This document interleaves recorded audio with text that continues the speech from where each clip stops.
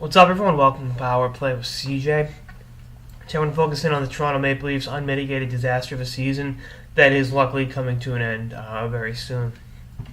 Toronto made the playoffs last year for the first time in, I think it was 8 or 9 years, and they forced the Boston Bruins to Game 7, had a big time lead in Game 7 of that series, and didn't close. And that just it was tough. As a Bruins fan, it wasn't tough, but you feel for the fans in Toronto because they have the highest ticket prices in the NHL, and they're going up again next season, from what I just read on Twitter. And it's just it's been a tough go of it, in the last decade for the Leafs, and looking at it from the perspective of a fan, you identify with them. You really got to feel bad for them, but front office, ownership, coaching staff, players, and the ice haven't delivered. None of those people have. I mean, the front office and ownership giving David Clarkson all that kind of money, and then Clarkson doesn't deliver at all.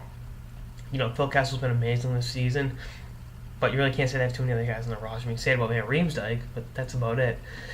And looking at it, they a point out of a playoff spot, but the Blue Jackets have 2 games at hand, and they have to jump over the New Jersey Devils to get to that second wildcard spot. So it's probably not going to happen.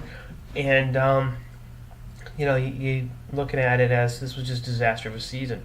I believe I talked about this earlier in the week. Randy Carlyle's out of there. I think there'll be full-scale changes within the organization, but the people, again, I feel bad for are the fans, because not only are they going to live in a city with Rob Ford as mayor, which actually isn't that bad. It'd be like living in a city with Charlie Sheen as mayor, but the team just hasn't delivered, and I think the Clarkson deal is going to be tough to swallow. You can't amnesty him because he was signed after the deadline there, after the amnesty provision got kicked in, and that's going to be a burden. You have to find a team dumb enough to trade for him, which isn't going to be easy. And you still have other holes in this team. I mean, defensively, the team is awful. I believe they gave the second most shots in the game of hockey. How are you supposed to have goalies that consistently can keep you in games if your defense are hanging them out to dry every single night? And that's just the way it is.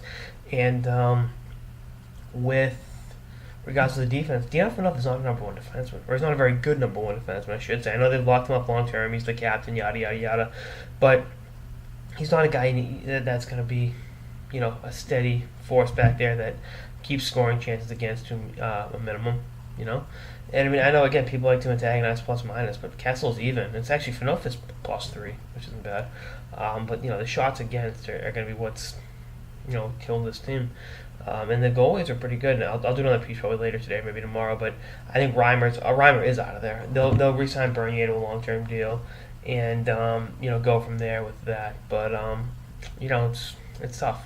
Right when you think there's a light at the end of the tunnel for the Leafs, they go ahead and completely find a new way to screw everything up. But again, I guess that's par for the course with that organization. So we'll see what happens. But again, the fans deserve better, and the fans deserve the accountability from all parties involved, because this season has been an absolute disgrace, especially the last month and a half since the Olympic break. But we'll see what happens this offseason, if any changes come of it, or if the Leafs continue to be work too hard, not too smart in terms of how they assemble a roster, because this team's flawed in every single fundamental way a team can be flawed. Anyway, that's on this episode of the Power Play of CJ on the Toronto Maple Leafs season coming to an end very soon. Stay tuned for more episodes throughout the season and beyond. Later, guys.